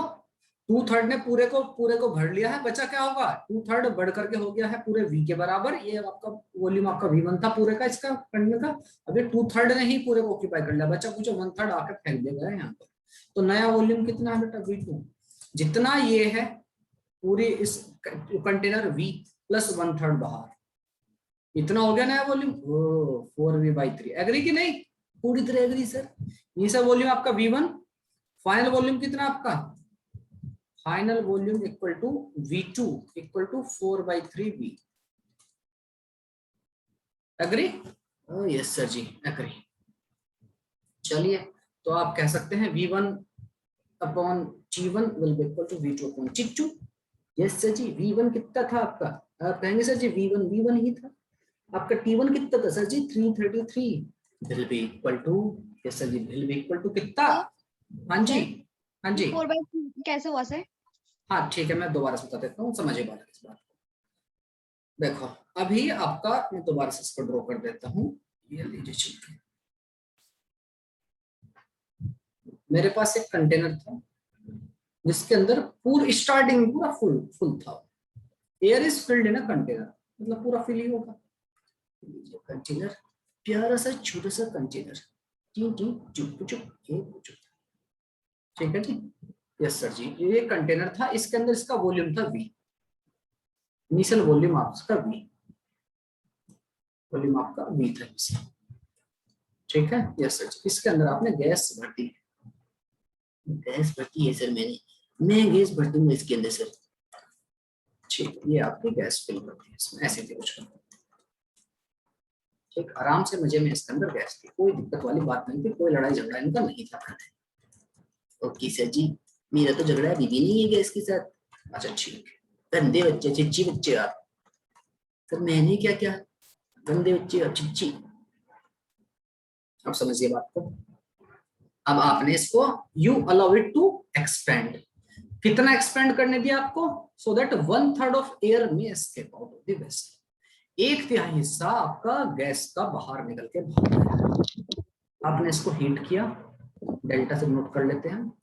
वेसल आपका इधर आ गया है, हीट करने के बाद ऐसा कुछ, ठीक है जी। यस सर, गैस के मॉलिक्यूल अभी भी है इसके अंदर, ऐसा नहीं है, नहीं है। जैसे इसको टेम्परेचर मिला, ये दूर गए, भाग, अब दूर दूर दूर दूर, अच्छे खासे आसपास रहते थे, अभी दूर दूर हो गए। समझ में आ गई बात? ओके सर जी, दूर दूर हो गए हैं, ठीक। बची कुची गैस कहाँ? इसका 1/3 हिस्सा, मतलब अब इससे मुझको समझते हैं थोड़ा सा। सपोज करो 2/3 हिस्सा आपका यहाँ तक है, यहाँ तक 2/3 आपका हिस्सा यहाँ तक है। up to here we have 2/3 of the total volume का 2/3 नीचे वाला हिस्सा, ठीक। जैसे इसने एक्सपेंड किया, क्या किया? इसका 1/3 हिस्से को बाहर फेंक दिया। 1/3 हिस्सा सपोज करो यहाँ पर कुछ रख लिया आपने, गैस वैसे रुकेगी तो नहीं, ठीक है मान लेते हैं। इधर 1/3 हिस्सा आपका इधर आ गया, ठीक। यस सर, और जो 2/3 हिस्सा है, 2/3 हिस्सा है, इसकी कहानी क्या हुई होगी? इसकी कहानी क्या हो रही है? ये आपकी एक्सपेंड होकर बन गई है। ये 2/3 था, इसने पूरे के पूरे को फिल कर लिया है। Agree sir? बिल्कुल एग्री सर, एग्री हो? Yes sir. अगर पहले वॉल्यूम आपका v1 माना था आपने इसको, अब वॉल्यूम कितना है? आप कहेंगे सर v1 तो पूरा का पूरा तो है ही, ये रहा गैस। अब आपके मॉलिक्यूल दूर दूर हो चुके हैं, एक्सपेंड हो चुके हैं, और ये कितना बाहर निकला है? पूरे गैस के हिस्से का 1/3 हिस्सा, मतलब V1 इस कंटेनर का 1/3 हिस्सा इधर पड़ा हुआ है, ये कितना V1/3। तो टोटल वॉल्यूम कितना हो गया आपका V2, आप कहेंगे V1 + V1/3, मतलब 4V1/3। ठीक है बेटा जी, मेरे ख्याल से बात आपको समझ में अभी आ गई है। ठीक है चिंटू मिंटू पिंटू, ओके सर जी। तो V2 आपका कितना हो जाएगा 4 टाइम्स V1/3, और T2 आपको कैलकुलेट करना है। तो 3 से 111, V1 से V1 उड़ा दीजिए, उड़ा दिया सर। तो T2 will come out to be 111 into 4, which is come out to be 444. T2 will be this. ठीक है चिंटक मिंटक एंड पिंटक, मेरे ख्याल से बात आपको समझ में आ गई है। ग्रेट, चलिए तो एक क्वेश्चन और लेंगे। यस सर, क्वेश्चन ही क्वेश्चन ले लीजिए सर। मेरे आप कितने क्वेश्चन लेंगे सर, प्यारे बच्चे हैं सर, हम उन पे थोड़ी दया करो सर।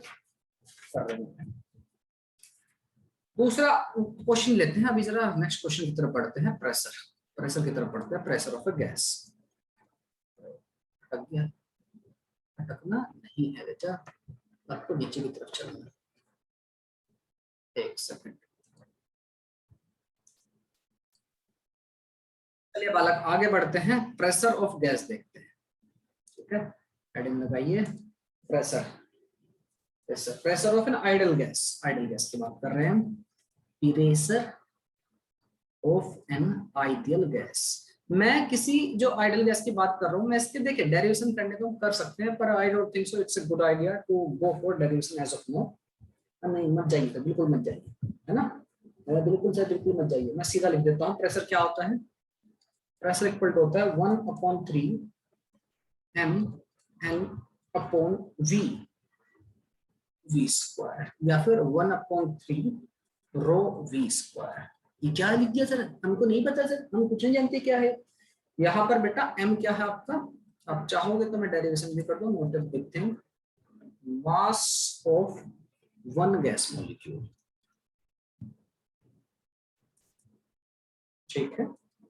n क्या है, total number of molecules, total number of molecules, ठीक है। कैपिटल V जो नीचे लिखा हुआ है ये आपका, ये this is volume, volume sir volume, volume, ठीक है। और ये जो V लिखा हुआ है ये आपकी RMS वेलोसिटी है, रूट मीन स्क्वायर वेलोसिटी, ठीक है। RMS के बारे में आपने पहले भी सुना हुआ है, ठीक है। AC में आपने सुना था हमने RMS वैल्यू, तो ये बेटा वहीं से आया। इसको उल्टा रीड क्या करो, स्क्वायर क्या करना है, उसका मीन लेना है, फिर उसका रूट कर देना है। इसको इधर से इधर पढ़ा करो, कभी कंफ्यूजन नहीं है। डिफरेंट डिफरेंट मॉलिक्यूल्स की उसकी कहानी ऐसी है। तो बेटा आपकी जो प्रेशर होता है, प्रेशर इक्वल टू ये रहता है 1/3 mn/वॉल्यूम का v², या फिर 1/3 ρv² आप बोल सकते हैं, ठीक है। रो यहाँ पर क्या है, rho is density, density of gas,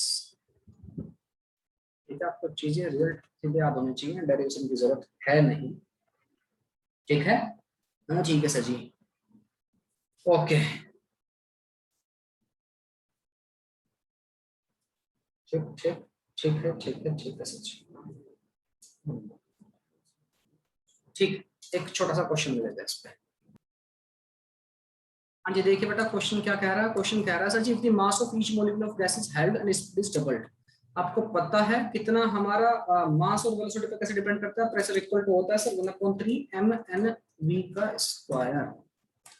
mn/v² upon volume आपका। वॉल्यूम में कुछ चेंज किया है, नहीं सर जी वॉल्यूम में कोई चेंज नहीं किया। किसमें चेंज किया, वेलोसिटी और मास, इनमें चेंज किया, ठीक है।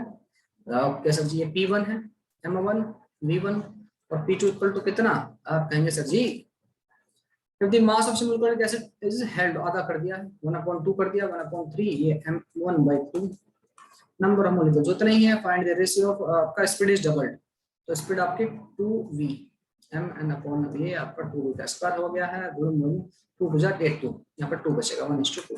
समझ में आ गई कहानी, अरे 2 2 4, तो इस 2 से कैंसिल कर दोगे इसको, यस सर जी। तो आपका P1/P2 कितना आ गया बेटा, आप कहेंगे मास्टर जी 1/2 1:2 है, ठीक है। ओके प्यारा बच्चा। अच्छा एक चीज और देखिए, हमारा यहाँ से जो फॉर्मूला आया है, हमारा प्रेशर का जो फॉर्मूला आया वो आया है 1/3। याद रहे 1/2 नहीं है बेटा, 1/3 है। ठीक है सर, डाटिए मत मेरे को। एम एन वेलोसिटी का स्क्वायर, यहाँ पर वी कौन सी है, आरएमएस वेलोसिटी अपॉन वॉल्यूम। यही आया है? हाँ यही तो आया है सर। चलिए बहुत ही बढ़िया। अच्छा एक बात बताइए मुझे। हाँ sir, half M V square क्या होता है? अरे सर इसको तो बच्चे बच्चे जानता है। कांटे का जी होती है। यस मास्टर जी। ठीक है, इस बार में कांटे का जो के से नहीं ई से नोट करूंगा, नहीं तो कंफ्यूज आ जाओगे आप। Upon two M V square equal to, मैं यहाँ पर ई लिख लेता हूँ, तो इससे कंफ्यूजन से बचे रहो। क्यों सर? क्योंकि बोल्ट्जमैन क्वोशिएंट भी के से डिनोट होता है। के से डिनोट ना कर करके मैं यहाँ पर ई ले लेता हूँ, या फिर के ई से लिखिएगा। ठीक है, ओके सर। ये वॉल्यूम अगर मैं इधर ले जाऊं तो इससे कोई प्रॉब्लम आपको? कोई problem sir. P V equal to 1/3 M N N V square ले सकते हैं। ये सर का ये क्या है? ये सर एम वी स्क्वायर है। कांटे का नहीं है ना? नहीं सर, 2 से मल्टीप्लाई 2 से डिवाइड कर दूं, कोई प्रॉब्लम? कोई प्रॉब्लम नहीं सर। अब क्या है ये? अब तो सर काइनेटिक एनर्जी है सर ये। तो 2/3 इंटू ई लिख सकता हूँ, जहां पर ई क्या है? व्हाट इज ई? ई है बेटा एवरेज काइनेटिक एनर्जी, एक मॉलिक्यूल की नहीं है, सबकी है। Average kinetic energy of gas molecules, gas molecules. ठीक है, ओके सर जी। समझ में आई बात? समझ में आ गई है सर बात। ठीक है। अच्छा सर एक चीज और भी तो याद है हमको। हाँ क्या याद है बेटा? Master ji P equal to NRT भी तो होता था।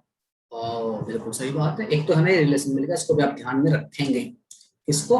P equal to pressure into, इधर लिख देते हैं क्वेश्चन में, पी इक्वल टू 2/3 ई क्या है? Average kinetic energy. तो ये बात आप ध्यान में रखेंगे, रखेंगे सर, रखेंगे, पूरी तरह रखेंगे। ठीक, यस मास्टर जी। दूसरी बात, master ji P equal to NRT भी तो होता था। हाँ बिल्कुल होता है। अगर मैं एक मोल के लिए बात करूं तो सर जी सिंपली आरटी लिख लीजिए। लिख सकते हैं? हाँ बिल्कुल लिख सकते हैं सर, कोई दिक्कत नहीं है। तो आरटी इक्वल टू हो सकता है 2/3 एम एन वी स्क्वायर, 2 को हटाइए 1/3 M N V square upon, बस हो गई कहानी। तो बोला जा सकता है? बिल्कुल सर, बिल्कुल बोला जा सकता है। कोई दिक्कत है इसमें? सर जी कोई दिक्कत नहीं, कोई दिक्कत नहीं है ना? नहीं मास्टर जी कोई दिक्कत नहीं है। Okay great. तो यहां से हमें कुछ वैल्यू मिल सकती है क्या आरटी के टर्म्स में? मिल सकती है सर। एक काम करते हैं, इसको मैं ये लिख लेता हूँ 2/3 ई लिख लूँ, इसको मैं लिख लूँ 2/3। हाँ लिख लीजिए सर 2/3 ई भी लिख सकता हूँ ना मैं? हाँ बिल्कुल लिख सकते हैं सर। अच्छा okay great. 2/3 kinetic energy, average kinetic energy भी आप लिख सकते हैं। ओ एक सेकंड रुकिए बेटा, एक सेकंड और रुकिएगा। ऊपर वाले क्वेश्चन में आपका एन भी तो है बाकी। हाँ सर एन भी है। अच्छा एन भी लिखना, यहाँ पर एन भी लिख देते हैं, कोई दिक्कत नहीं। कैपिटल एन भी यहाँ पर बाकी है। ठीक है चिंतक मिंटक, तो यहाँ पर आपका कैपिटल एन भी बाकी है। यस मास्टर जी, ये भी बाकी है आपका। तो हम यहाँ से लिख सकते हैं, ये आपके हैं नंबर ऑफ मॉलिक्यूल्स हमारे पास जितने अवेलेबल हैं। एम वी स्क्वायर आपको काइनेटिक एनर्जी में रह गए, चला गया है। Okay okay okay okay okay 2/3 E into N लिख सकते हैं आप। 2/3 ई इंटू एन हम लिख सकते हैं P equal to R T. अच्छा एक सेकंड, नंबर ऑफ मॉलिक्यूल्स अभी कैसे डिफाइन कर रहे हैं? यहाँ पर एन तो हमें यहाँ पर लेने से पता लगेगा। तो बेटा सुनिए, अगर मैं एक मोल के लिए बात कर रहा हूँ, मैंने यहाँ पर P equal to R T लिखा, तो एक मोल का क्या मतलब है? ये नंबर ऑफ मॉलिक्यूल्स कितने होंगे? एग्री कि नहीं? अरे बात समझे कि नहीं भाई? अगर मैं कह रहा हूँ एक आपके मोल के लिए बात कर रहा हूँ, तो एक मोल का क्या मतलब है? एक मोल का क्या मतलब है? मतलब इसके बारे में बात कर रहा हूँ, नंबर ऑफ मॉलिक्यूल्स कितने हैं? एन नंबर ऑफ मॉलिक्यूल्स, तो ये क्या होंगे? Avogadro number. बिल्कुल सर, एग्री? तो यस सर जी। तो यहाँ से मैं एनर्जी के लिए क्या लिख सकता हूँ? काइनेटिक एनर्जी के लिए तो 3 जाके मल्टीप्लाई होगा, 2 डिवाइड में आएगा आपका आरटी अपॉन आपका एन। और प्यारा बच्चा आर अपॉन एन क्या होता है? सर जी बोल्ट्जमैन का कांस्टेंट होता है। तो प्यारा बच्चा यहाँ से मैं कह सकता हूँ E इक्वल टू 3/2 kT, जहां पर K क्या है आपका? Boltzmann constant. बात समझ में आई? ओके सर, बात समझ में आ गई है। ठीक है प्यारा चिंटू मिंटू पिंटू, यस मास्टर जी। ठीक है बालक, मेरे ख्याल से आपको बात समझ में आ गई है। ये आपकी एनर्जी किसके लिए, एक मोल के लिए, दो के लिए यहाँ पर 2 से मल्टीप्लाई कर दो, 3 के लिए 3 से मल्टीप्लाई कर दो, 4 के लिए 4 से अकॉर्डिंगली। ठीक है बालक, मेरे ख्याल से बात आपको समझ में आ गई है। ये this is for 1 mole of gas. n mole of gas के लिए क्या कहानी हो जाएगी, आप कहेंगे सर जी n के लिए तो E फॉर n मोलिक्यूल्स कितना होगा, n 3/2 kT। ठीक है ओके सर जी। इनमें बाद में चीजों में बदलाव आएगा, इसमें इनमें थोड़ा सा चेंज आएगा बाद में, later on the things will change. क्यों सर चेंज क्यों होंगी बेटा, होंगी चेंज, आपकी डिग्री ऑफ फ्रीडम और टर्म्स जब आएंगे जब चीजें आपकी बदल रही होंगी। अच्छा सर ऐसा क्या, हाँ ठीक है ओके सर जी। अभी तक जो 3/2 kT आपने लिखा है, ये आपका हमने क्या लिया है, आइडियल गैस की बात की। ठीक है आइडियल गैस में भी कौन सी किसकी बात कर रहे हैं, फिलहाल अभी तक हम मोनोएटॉमिक गैस की बात कर रहे हैं। We are talking about monoatomic gas. ये फॉर्मूला केवल मोनोएटॉमिक के लिए एप्लीकेबल है, सारी गैसेस के एप्लीकेबल नहीं होता है। क्या बात कर रहे हो सर जी, हाँ जी बेटा जी। ठीक है चिंटक मिंटक पिंटक ओके सर जी। 3/2 आपका 80 पे ही, ठीक ठीक है सर समझ गए, n इंटू 3/2 आपका 80। ठीक है ओके ओके सर जी ओके। चलिए अब जरा डिग्री ऑफ फ्रीडम को समझ लेते हैं, इसका क्या मतलब है। डिग्री ऑफ फ्रीडम क्या है, इस कंसेप्ट को अच्छे से समझने के लिए मुझे कुछ एक डायग्राम से इलस्ट्रेट करनी पड़ेंगी चीजें, जस्ट होल्ड ऑन। बेटा मोनोएटॉमिक गैस की कहानी कुछ ऐसी है, मोनोएटॉमिक की एक मॉलिक्यूल इधर कहीं धूम धाम घूम घूम रहा होगा, तो दूसरा मॉलिक्यूल कहीं ऐसे, दूसरा मॉलिक्यूल कहीं इधर उधर इधर उधर, सब इधर उधर, कोई तीसरा मॉलिक्यूल इधर, इन तीनों दोनों का आपस में कोई रिलेशन नहीं, अलग अलग मॉलिक्यूल अपनी अपनी कहानी। ठीक है माई लाइफ माई रूल, ऐसी कहानी इनकी कोई फॉर यू। ठीक लेकिन जैसे ही, तो यहाँ पर डिग्री ऑफ फ्रीडम को समझते हैं पहले, डिग्री ऑफ फ्रीडम है क्या। डिग्री ऑफ फ्रीडम आप ऐसे समझिए बालक, उसकी एनर्जी को डिसाइड करने के लिए, अब इसके पास मोशन कौन कौन से हो रहे हैं। ठीक है आपका ये एक्स एक्सिस में भाग सकता है, ये वाई में भाग सकता है, वाई उधर मान ले, और जेड आपकी तरफ मान ले, एक्स इधर वाई ऊपर और जेड में आपकी तरफ मान ले। ठीक है इन तीनों एक्सिस में ये इसकी एनर्जी आपको, इसके पास काइनेटिक एनर्जी है तो वेलोसिटी आपकी एक्स एक्सिस में हो सकती है, काइनेटिक एनर्जी आपकी वाई एक्सिस में हो सकती है, जेड हो सकती है, तीनों से मिलकर बनी हो सकती है। तो इसकी एनर्जीज को डिफाइन करने के लिए आपको 3 डायमेंशन की हेल्प लेनी पड़ेगी, एक्स वाई और जेड। ठीक है और मोशन कैसा हो रहा होगा इसमें, एक तरह से आप कह सकते हो ट्रांसलेटरी मोशन इसमें हो रहा होगा, इधर भागा इधर भागा इधर इधर। तो आप ऐसा कह सकते हो इसकी एनर्जीज को डिफाइन करने के लिए आपको 3 डायमेंशन की जरूरत पड़ेगी। तो इसकी डिग्री ऑफ फ्रीडम कितनी है, 3। It's degree of freedom is 3। ठीक है इसकी एनर्जीज को डिफाइन करने के लिए 3 डायमेंशन की जरूरत पड़ेगी आपको, एक मोल की एनर्जी को डिफाइन करने के लिए। ठीक है आपकी वेलोसिटी हो सकता है पार्टिकल एक्स एक्सिस में भाग रहा हो सकता है वाई एक्सिस में भाग रहा हो सकता है जेड में जा रहा हो, या फिर तीनों से मिलकर कहीं बना हुआ। ठीक है स्पेस में इधर भाग रहा तो आपको उसके कोऑर्डिनेट डिफाइन करना, उसकी एनर्जी डिफाइन करने की तीनों की जरूरत होगी। तो इसकी डिग्री ऑफ फ्रीडम कितनी, 3। डिग्री ऑफ फ्रीडम आपके मोनोएटॉमिक गैस मॉलिक्यूल की कितनी, 3। Getting a point sir. ये ऐसा भी तो सकता है घूम रहा हो, और बिल्कुल हो सकता है, देयर इज पॉसिबिलिटी, लेकिन इसके घूमने का भी कोई इंपैक्ट नहीं हो रहा होगा क्योंकि मॉलिक्यूल्स बहुत ही छोटे हैं, वेरी वेरी स्मॉल। ठीक ये कहानी किसकी, आपकी मोनोएटॉमिक गैस की। अब बात करते हैं डायटोमिक गैस। डायटोमिक गैस जैसे हाइड्रोजन H2 O2 N2, उसके मॉलिक्यूल्स की सिचुएशन कुछ ऐसी। ठीक है मॉलिक्यूल्स की सिचुएशन ऐसी, एक बॉन्ड है, मेरे इनके बीच से इसको मेरे बिल्कुल बीच से कोई तार वगैरह वायर वगैरह पास करनी थी बट नहीं हो पाया मुझसे, तो ऐसी कहानी समझ लीजिए। एक्चुअल में ये ऐसी है, बॉन्ड से बंधे हुए हैं ऐसे। ठीक है ये कौन सा आपका डाई एटॉमिक मॉलिक्यूल। ठीक है सर जी ठीक। अब जब इसकी आप एनर्जी को डिफाइन कर रहे होंगे, एनर्जी को आप इसके डिफाइन कर रहे होंगे, तो 3 कंपोनेंट तो आपके वो पहले से है। आपका एक पार्टिकल आपका कहीं भाग रहा है ऐसे, आपका ये कहीं पार्टिकल आपका भाग रहा है, इधर इधर इधर, X X Y X Z X, तीन तो ही हो ही है ही इसके पास। अभी दो चीजों समझिए, बड़े ध्यान से समझना, कंसेप्ट आपका क्लियर हो जाए। बताइए सर जी। देखो सपोज करो आपका एक्स एक्सिस इधर है, ठीक है, मॉलिक्यूल आपका ये जहां पर रखा हुआ है ओरिजिन पर है, जहां मेरी पोलर है यहाँ पर, इधर पोलर जहां पर स्टार्ट होता है ये आपका ओरिजिन पर रखा है, इधर आपका एक्स, ऊपर आपका वाई, और आपका इधर जेड, ठीक है, आपकी तरफ आपका जेड। अगर ये मॉलिक्यूल ट्रांसलेटरी मोशन के साथ साथ रोटेट भी हो रहा है, रोटेट तो ये भी हो रहा था सर, इसका कोई इंपैक्ट नहीं था ना के बराबर, तो हमने इग्नोर किया। लेकिन अगर ये रोटेट होने लगे तो इसका इंपैक्ट रहेगा बेटा।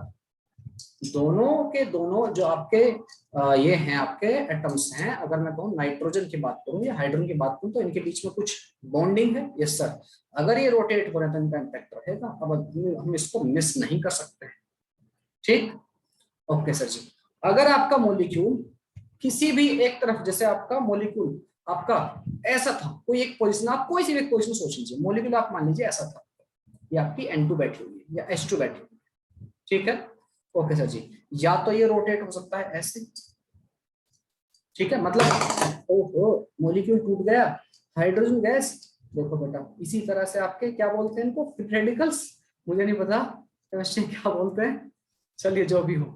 तो अगर ये वाली एक्सिस कौन सी आपकी तरफ, मैंने कहा था जेड एक्सिस, तो अगर जेड एक्सिस के अलोंग रोटेट हो रहा है भाई, अगर ऐसे रोटेट हुआ, जैसे मैं ये वाली रोटेशन डायरेक्शन है, मैं इसको पूरा रोटेट करूँ निकल के भाग जाएगा, मैं इसे बता रहा हूँ।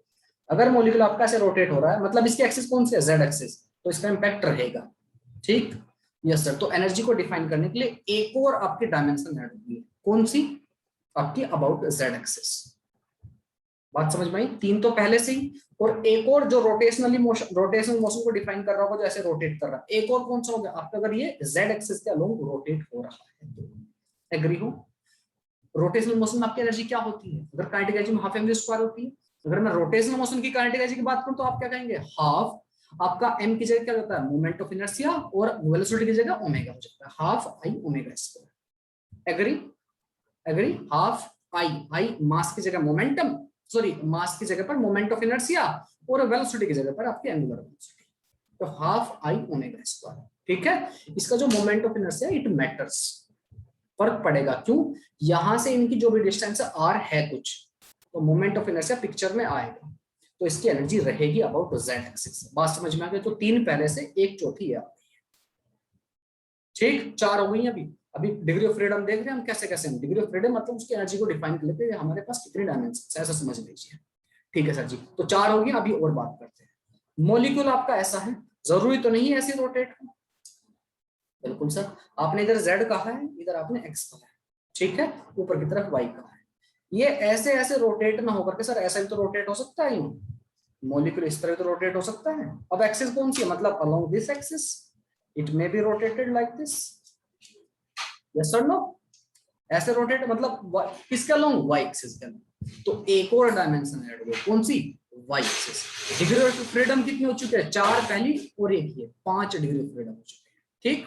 अभी आगे बात करते हैं, मॉलिक्यूल आपने कैसा रखा, ट्रीट किया था, ऐसा, या तो ये ऐसे घूम सकता है ऐसा जेड एक्सिस का लूं, या फिर आपका ऐसा रोटेट हो सकता है, ठीक, ऐसा। अब जरा एक्सिस की बात करते हैं, मॉलिक्यूल कैसे रखा, मॉलिक्यूल की पोजीशन आपने ये ट्रीट की, मॉलिक्यूल आपका अलोंग दी, आपका जो इसकी एक्सिस है मॉलिक्यूल की, यानी बॉन्ड की जो एक्सिस है वो अलोंग दी एक्स एक्सिस है, तो एक्स एक्सिस का राउंड भी तो रोटेट हो सकता है, ऐसा भी तो रोटेट हो सकता है, ऐसा रोटेट होगा मतलब सर जी, ऐसा भी तो रोटेट हो सकता है, समझ रहे हो, यस सर,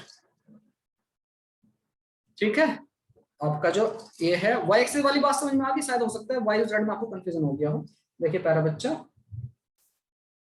आपका मॉलिक्यूल अगर आपका ऐसा है, कुछ ऐसे रोटेट हो रहा है, ऐसे रोटेट हो रहा है, ऐसे, ये किसके अलोंग हो रहा है, मेरी उंगली किधर है, जेड एक्सिस के अलोंग, तो एक आपके डायमेंशन ऐड कर ली कि आपको रोटेशन मोशन जेड एक्सिस में आप डिफाइन करेंगे, जब उसकी एक्सिस जो है, एक्सिस ऑफ रोटेशन क्या है, अलोंग द जेड एक्सिस है। एक ही हो गया, तीन पहले थी, तीन तो आपको समझ में आ गई, 3 + 1 4।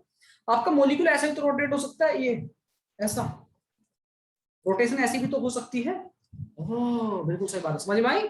मतलब आपकी रोटेशन कौन सी है, जिसमें मैंने फिंगर से इसको पकड़ा, मतलब आपकी कौन सी, वाई एक्सिस, ये कौन सी है, वाई एक्सिस है, दिस इज वाई एक्सिस, ठीक, यस सर।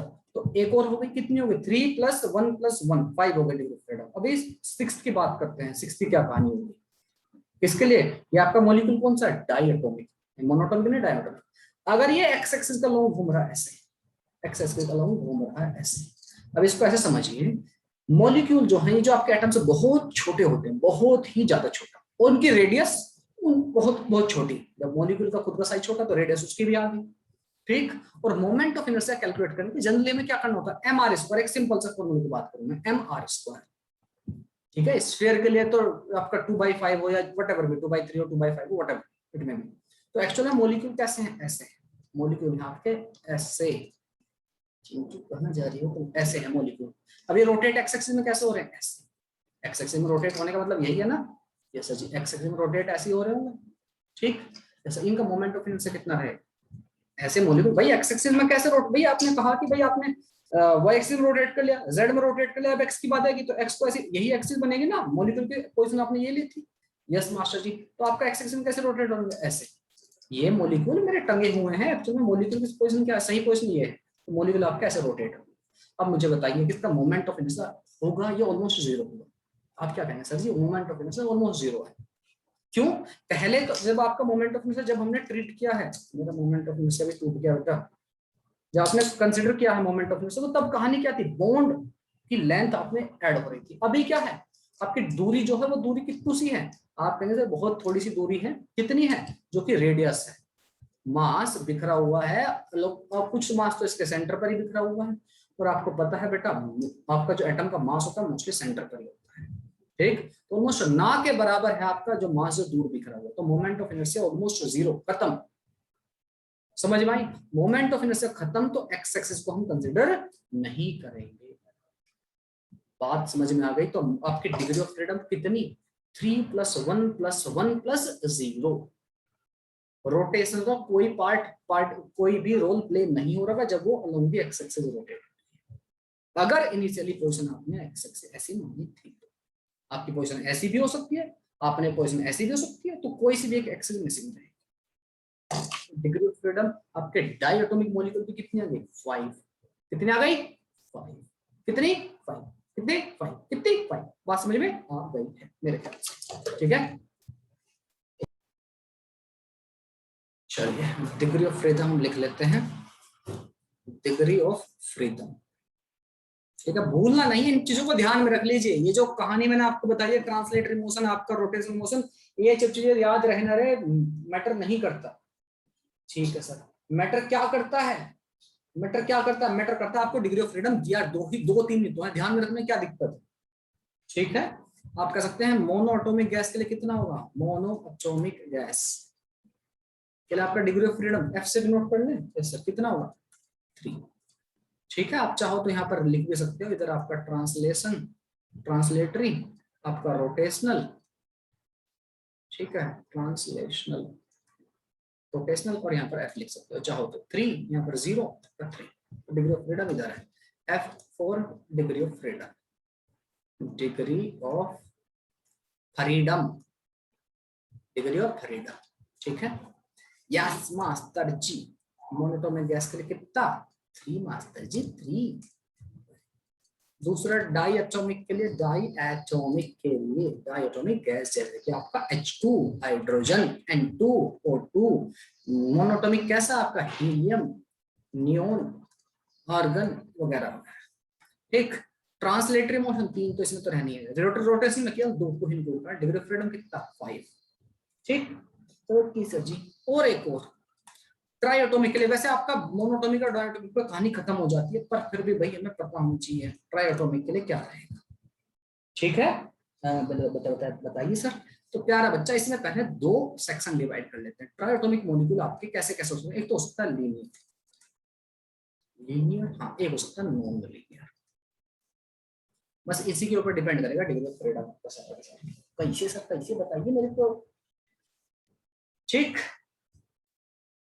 हाँ हाँ बताइए सर, बताइए कैसे, समझिए, आइए समझते हैं इसका कहानी को। ट्राइएटॉमिक और आपका ट्राइएटॉमिक में 2 सेक्शन किए हैं, लीनियर और नॉन लीनियर। जैसे अगर मैं बात करूं कार्बन डाइऑक्साइड, CO2, आपको बता दें एग्जाम में, बेफिक्र रहिए।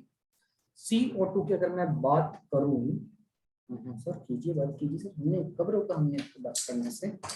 तो लीनियर मॉलिक्यूल होता है। CO2 का जो मॉलिक्यूल होता है लीनियर होता है। लीनियर का मतलब क्या है? CH4 का कैसा होता है? CH4 बाय द वे आपका कैसा मॉलिक्यूल होता है? कार्बन है और 5 टेट्राहेड्रल स्ट्रक्चर, इतना मुझे याद है, शायद मैं सही हूँ। CO2 के मॉलिक्यूल की बात करूं तो कार्बन बीच में और आपके ऑक्सीजन दो साइड में। मॉलिक्यूल पूरा पूरा ऐसे लीनियर होता है। मैं कैसे दिखाऊं आपको कर करके, ऐसा समझ लीजिए।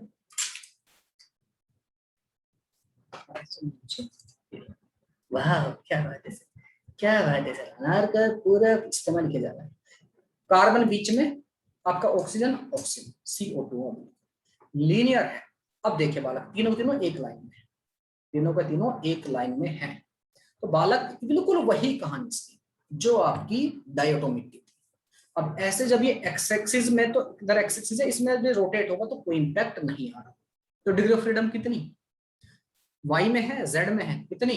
3 + 2 5। तो डिग्री ऑफ फ्रीडम अगर लीनियर मॉलिक्यूल है तो आपकी degree of freedom will be 5। समझ में आ गई बात? अच्छा सर आपने नॉन लीनियर का है, नॉन लीनियर जैसे मतलब पॉलीएटॉमिक बोल सकते हैं, नॉट ओनली ट्राइएटॉमिक। आपका जैसे मैं बात कर लूं H2O मेरे ख्याल से अलग होता है। H2O, yes H2O is non linear, मुझे याद नहीं था, ट्राइएटॉमिक नॉन लीनियर होता है। आपका H2O, ऑक्सीजन ये रही और आपकी हाइड्रोजन ये रही, ऐसा मान लीजिए, ऐसा। ठीक है, कुछ ऐसी कहानी। अब ये एक लाइन में नहीं, ठीक, अब ये एक लाइन में नहीं, ऐसी कहानी। अब जब ये एक्स एक्सिस के अबाउट रोटेट होगा, अब तो मैटर करेगा सर जी। एक्स एक्सिस के अबाउट जब रोटेट होगा मॉलिक्यूल, और बॉन्ड भी कैसे बन रहे होंगे? बॉन्ड समझ रहे हो आप कैसे बन रहे होंगे? एक बॉन्ड इनके बीच में, आपका ये बॉन्ड यहाँ पर, पेन में खराब करना नहीं चाहता था, हाँ ऐसे, ऐसा कॉम्बिनेशन, दिस इज आपका ट्राइएटॉमिक मॉलिक्यूल। ठीक है, ट्राइएटॉमिक या फिर पॉलीएटॉमिक भी हो सकता है, जो कि नॉन लीनियर है, तीनों आपके जो एटम है एक लाइन में नहीं। अब देखो बालक, ऐसा मॉलिक्यूल है आपका, जब ये रोटेट होगा, ऐसे हो ऐसे हो ऐसे हो, किसी भी एक्सिस में रोटेट हो जाएगा, किसी भी एक्सिस में रोटेट हो जाएगा आपका। चाहे तो एक्स एक्सिस का राउंड ऐसे रोटेट होगा तो भाई इतनी दूर है इनके मैटर, अब तो इम्पैक्ट आएगा, अब तो इम्पैक्ट आएगा सर जी। अब बात नहीं बनेगी, आप इसको इग्नोर नहीं कर सकते बिल्कुल भी। तो वाई एक्सिस में ऑलरेडी था ही, अभी भी हो ही रहा होगा, जेड एक्सिस में अभी भी हो रहा होगा। ठीक, अब डिग्री ऑफ फ्रीडम कितनी? 3 तो ट्रांसलेटरी और 3 के 3 ही रोटेशनल। समझ में आ गई बात? Getting my point? अगर आपको एग्जाम में आपको बताता है कि नॉन लीनियर है, ट्राइएटॉमिक है, नॉन लीनियर है, और कहता है कि ट्राइएटॉमिक है और नॉन लीनियर है, तब आप समझ जाना डिग्री ऑफ फ्रीडम आपको 6 रखनी है। अगर कहता है डाइएटॉमिक और लीनियर है तो डिग्री ऑफ फ्रीडम, लीनियर की कहानी क्या, ये भी नहीं पता चाहिए, एक लाइन, तब आपका डिग्री ऑफ फ्रीडम 5। बात समझ में आ गई होगी मेरे ख्याल से। ठीक है, क्लियर है? ओके मास्टर जी। तो ट्राइएटॉमिक ना क्या करके इसको मैं पॉलीएटॉमिक बोल देता हूँ। पॉलीएटॉमिक क्या बोल दूं sir ji? Polyatomic sir, it's not polyatomic, it's polyatomic sir, ज्यादा अंग्रेजी ना बने। पॉलीएटॉमिक, तो डिग्री ऑफ फ्रीडम इसके लिए 3, 2, 5, इसके लिए 3, 3 and 6। Getting my point sir? I think you are getting my point sir. ठीक, ठीक है सर जी, ठीक है, ठीक है, ठीक है। चिंटू हो तुम, मेरे पिंचू हो तुम। ठीक, अच्छा जी, हमारे जो मैक्सवेल बाबा थे, ठीक है, अब बात करते हैं मैक्सवेल्स लॉ ऑफ डिस्ट्रीब्यूशन की। मैक्सवेल्स लॉ ऑफ डिस्ट्रीब्यूशन, वहीं से हमारी एनर्जी का जो कंसेप्ट है अभी थोड़ा सा बदलने वाला है। Maxwell's law of equipartition of energy, energy बराबर डिवाइड हो रही होगी, equipartition of energy of energy. क्या कहते हैं? कहते हैं टोटल एनर्जी ऑफ जो मॉलिक्यूल है वो इक्वली डिस्ट्रीब्यूट होता है among it's all degree of freedom. ठीक है, ओके सर जी। और साथ में क्या कहते हैं कि हमारी जो एक डिग्री ऑफ फ्रीडम के लिए होगी ना, किसी भी एक डिग्री फ्रीडम के लिए बराबर डिस्ट्रीब्यूट होगी, किसी भी एक डिग्री ऑफ फ्रीडम के लिए 1/2 kT होगी। अगर उसकी डिग्री फ्रीडम जैसे मोनोटॉमिक है आपकी 1/2 kT for each degree of freedom, बराबर डिस्ट्रीब्यूट होगी सारे उसमें मॉलिक्यूल्स में आपकी। ठीक है, और सबके लिए 1/2 होगी एक डिग्री ऑफ फ्रीडम। तो 4 मोनोटॉमिक कितना हो जाएगा? आप कहेंगे सर मोनोटॉमिक के लिए हमारा हो जाएगा कितना? आप कहेंगे डिग्री ऑफ फ्रीडम मतलब अगर मोनोटॉमिक है या किसी भी एफ डिग्री ऑफ फ्रीडम के लिए, for F degree of freedom कितना हो जाएगा, डिग्री ऑफ फ्रीडम कितना हो जाएगा एनर्जी, आप कहेंगे सर एफ टाइम्स 1/2 kT, यानी कि एफ बाई 2 kT। तो यहां से फॉर मोनोटॉमिक जो हमारा 3/2 kT आया था, अब आपको समझ में आ गई बात। फॉर मोनोटॉमिक, मोनोटॉमिक कितना हो जाएगा, मोनो एटॉमिक आपका कितना हो जाएगा, डिग्री ऑफ फ्रीडम कितनी सर जी 3, तो 3/2 kT। ठीक, ओके मास्टर जी, ये काइनेटिक एनर्जी की बात कर रहे हैं हम, we are talking about kinetic energy. ठीक, ओके सर जी। डायटोमिक के लिए, फॉर डायटोमिक गैस कितनी हो जाएगी, आप कहेंगे sir ji 5/2 kT। Getting a point? I think you are getting a point, sir. See, 5/2 kT. Diatomic के लिए 5/2 kT।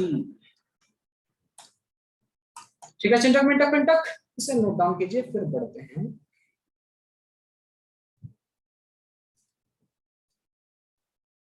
और ट्राई एटॉमिक भी बोल सकता था वो, ट्राई एटॉमिक लीनियर होता तो 5/2 ही होता, और नॉन लीनियर अगर है तब क्या हो जाएगा, आप कहेंगे सर 6/2 kT।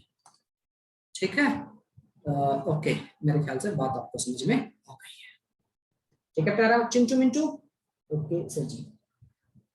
और अगर कहता है आपका 1 मोल के लिए, तो आप उसको कैलकुलेट कर सकते हो, ये तो आपका एक मोलिक्यूल के लिए है, this is these are for 1 molecule. एक मोल के लिए क्या कहता है, आप एवोगाड्रो नंबर से मल्टीप्लाई कर दें, कितना हो जाएगा, 4 1 मोल कितना हो जाएगा, ये आपका मोलिक्यूल है, 4 1 मोल, 1 मोल कितना हो जाएगा 3/2 RT हो जाएगा। समझ में आ रही है बात, अरे यार के को की मल्टीप्लाई एन से कर देना, और के क्या तो R/N होता है, तो R हो जाएगा वापस से, 4 1 मोल, ये मोलिक्यूल के लिए है। ठीक चिंटू मिंटू, ओके सर जी। चलिए तो बेटा कुछ क्वेश्चन ले आते हैं आपके स्क्रीन के ऊपर, क्वेश्चन करते हैं। Calculate the average kinetic energy of oxygen molecule eight 0 degree Celsius. तो मुझे पता है कितनी होती है काइनेटिक एनर्जी, आप कहेंगे सर जी काइनेटिक एनर्जी इक्वल होता है F/2 RT। अब 3/2 RT नहीं, F/2 RT या KT, KT कहिए RT कहिए, ठीक है, यस सर जी। इसने मॉलिक्यूल के लिए कहा तो क्या लोगे, KT की RT, सर जी KT, ठीक है जी। समझ में आ रहा है, के को घबराना नहीं है, के कुछ नहीं है, R/एवोगाड्रो नंबर है बस, और कुछ नहीं है। डू नॉट हेजिटेट कि यार एक बोल्ट्जमैन कांस्टेंट कहां से आ जाता है, कुछ नहीं है, दिस इज नथिंग। तो आपका डिग्री ऑफ फ्रीडम ऑक्सीजन है जी, ऑक्सीजन का क्या ले होता है, डायटोमिक है सर जी, तो 5/2। के की वैल्यू आपकी, के की वैल्यू रखिए चाहे आप R/N रखे, जैसा आपको ठीक लगे, 8.34 upon divide by 8.3 divide by 6.022 को मैं रखूंगा नहीं, इनटू 10 की पावर 23, इनटू टेम्परेचर कितना दिया है 0 डिग्री सेल्सियस मतलब 273। कैलकुलेट करेंगे आप, थोड़ा कट्टा पुट्टा खेलेंगे, फिर कट्टा पुट्टा बहुत डिफिकल्ट है खेलना, अरे खेलते हैं चलो, थोड़ा अप्रोक्सीमेशन ले लेते हैं, ये इसको ऊपर 8 लेते हैं, इसको 6 ले लेते हैं, 2 4 जा, 2 2 जा और 2 3 जा, तो 5 दूनी 10, ऊपर हो गया 10, तो 10 की पावर हो गया 24, वर्ड तो नहीं है, सॉरी 24 ऐसे कर दिया सर, 10 ऊपर है तो 10 की पावर हो गया हमारा ऊपर जाकर 23 और माइनस का 22, और यह इधर बचता है आपका ये 10 यहाँ से ले लिया मैंने, अच्छा ये धोखेधड़ी सर, हाँ तो 273 अपॉन लगभग 3 इंटू 10 की पावर -22, ठीक है, ये सही 3 7 21, तो सॉरी 3 27 आपका, और 3 7 बचा 1 91 इंटू 10 की पावर -22 या 9.1 इंटू 10 की पावर -21 लगभग, ठीक है जी, यस सर, यही एग्जैक्ट आंसर इसका 9.4 इंटू 10 की पावर -21 जूल है, मेरा 9.1 आ रहा है, इनका 9.4 है, दैट्स इट, ठीक है प्यारे बच्चों, तो दैट विल बी आंसर, लगभग हाँ 9.3 9.2 के आसपास आपका आंसर है, इतना आंसर हो जाएगा, इसके ऊपर जितना हो सकता है क्वेश्चन लगाइए, आज की क्लास हम करेंगे यहीं पर एंड, दिस इज जगत जानी, साइन गो, बाय बाय, टेक केयर।